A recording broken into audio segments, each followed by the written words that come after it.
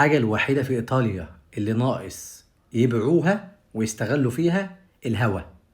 الهوا والله العظيم لو قالوا لهم خلاص ما عادش في هوا وكل واحد في الشارع بتاعه كده شوية الهوا دول ملكه، لو عنده استعداد ياخدهم يبيعهم للناس عشان يطلع من وراهم فلوس هيعمل ده. الفيديو ده طالع اقول لك زي ما في شر بالشكل ده واستغلال، في ناس محترمة وكويسة ومتربية وشبعانة اخلاق. وانا طالع في الفيديو ده عشان اشكر شخصين اتنين في ايطاليا. الخير موجود والشر موجود، ومهما كان الشر كتير او الاستغلال كتير فقوة الخير هي الأقوى. كل اللي هقوله ربنا يكون في عون الناس اللي عايشة في إيطاليا، لأن الاستغلال وأنواع الاستغلال دي مش موجودة في فرنسا. الاستغلال في حاجات بسيطة في فرنسا، فربنا يكون في عونكم والله العظيم. شوية شوية هيبيعوا لكم الهوا. طبعا الشعب الإيطالي شعب جميل جدا، وبتكلم عن الاستغلال من نوع تاني وانتوا فاهمينه كويس، مش عاوز أوضحه. وبرضه في الفيديو ده طالع علشان أشكر شخصين، وعشان كده بدأت لك بالمقدمة دي. في ناس شبعانة أخلاق على طبلية أبوها، ودي الناس اللي لازم نجيب سيرتها بكل الخير. صراحة نفسيتي تحت الصفر بسبب اللي بشوفه هنا والاستغلال. كل حاجة فلوس فلوس فلوس فلوس، يعني عاوز تتنفس بعد كده يبقى بالفلوس. ولكن برضه في ناس محترمة أوي. هتكلم عن نفسي وعن تجربة شخصية أنا مريت بيها مع اتنين هنا في إيطاليا. طبعا في ناس كويسة كتير، ولكن هختص في الفيديو ده اتنين بالأخص. الاتنين دول كنت ممكن خسرت فلوس أضعاف أضعاف أضعاف اللي أنا خسرته. كنت هضيع وقت كتير قوي لولا الناس دي حطيتني في طريق وفي خانة صح. ربنا بيسخر العباد للعباد. منهم واحد اسمه الأستاذ محمد عبد الجليل. أنا جيت هنا ايطاليا عليه، يعني اول ما جيت ايطاليا جيت على الراجل المحترم ده. الراجل ده اكرمني كرم ما بعده كرم. يعني اول فتره كان معايا كل يوم ياخدني بالعربيه، نخرج اروح اي مشوار يجي معايا بالعربيه، عمره ما اتاخر عني من يوم ما جيت. حتى لما جيت في مره قلت انا تعبان او اي حاجه الاقيه اول واحد بيتصل. لما جيت من كام يوم بهزر وبقول انا تهت يا جماعه وكنت تايه فعلا، لقيته اول واحد بيتصل بيا الساعه 12 بالليل، انت فين؟ جايلك بالعربيه، ابعت له اللوكيشن.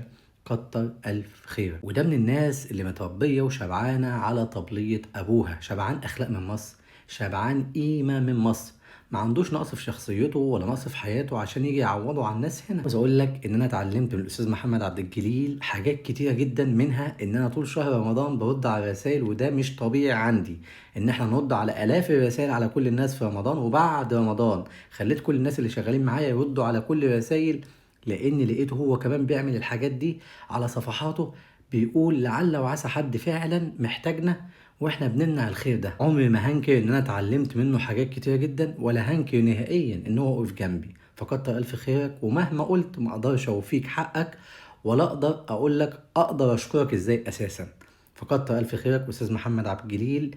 بسببك حاجات كتير جدا حلوه ما كنتش اشوفها شفتها، ولولاك كنت هكره البلد دي خالص. يعني الشخص التاني تشيرو بتاع الباركيه، اللي هو اللي انا صورت معاه قبل كده. تشيرو انا ما بدخلش بيوت حد ابدا، ولا هنا ولا في مصر، متعود على كده، ما بحبش ادخل بيوت حد.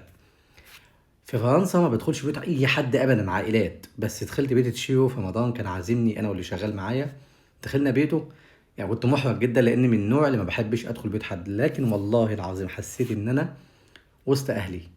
الناس دي ناس بطبيعتها ناس ما عندهاش نقص في اي حاجه. بتدخل جوه ناس كده تقعد في بيوتهم تحس انت قاعد في بيتك، واحد منهم مش محرج مش مكسوف. تشيرو كان في حاجه فيها تعامل المفروض ان هو يكون مادي، ولكن اكرمني وما رضاش ياخد مني ولا مليم فيها.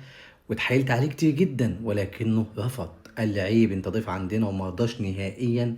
فكتر الف خيرك على وقفتك جنبي في الفتره دي. ولولا الحاجه اللي هو عملها معايا دي كنت صرفت فلوس كتير جدا، ولكن بسببه وفرت مبلغ محترم قوي كنت هصرفه قوي كده. حابب اشكر كل الناس المحترمه والشباب المحترمه اللي قابلوني هنا في الشارع وسلموا عليا، واللي ابتسموا في وشي، واللي مؤمنين جدا بالدور اللي انا بعمله وحاسين بقيمه اللي انا بعمله بجد. فشكرا جدا لكل الناس.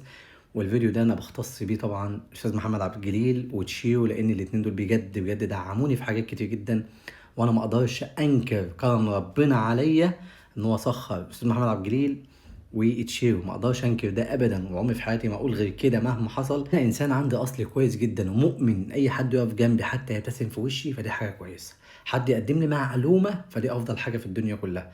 فكتر الف خيركم، ولا تنسوا الفضل بينكم. ربنا بيسخر عباد لعباد. ربنا سبحانه وتعالى اكرمني. شكرا جدا استاذ محمد عبد الجليل صاحب مكتب الكاف، وشكرا جدا تشيرو معلم المعلمين في مجال الباركيه. قبل ما ارجع فرنسا فاضل لي كام يوم وارجع فرنسا. شكرا جدا ليكم انتوا الاثنين، كتر الف خيركم على اللي انتوا عملتوه معايا. بشكركم من كل قلبي والله، مع ان في جوانب سيئه جدا واستغلال رهيب هنا شفته، ومش هسيب الحلو اللي انتوا عملتوه وافضل اقول على الوحش اللي انا شفته. شكرا جدا لحضراتكم، وعاوز ادعي دعوه حلوه كده. ربنا يكون في عون الشباب اللي عايشه في ايطاليا، ربنا يكون في عون الشباب على اللي الناس هنا بتوريه لهم بجد. السلام عليكم.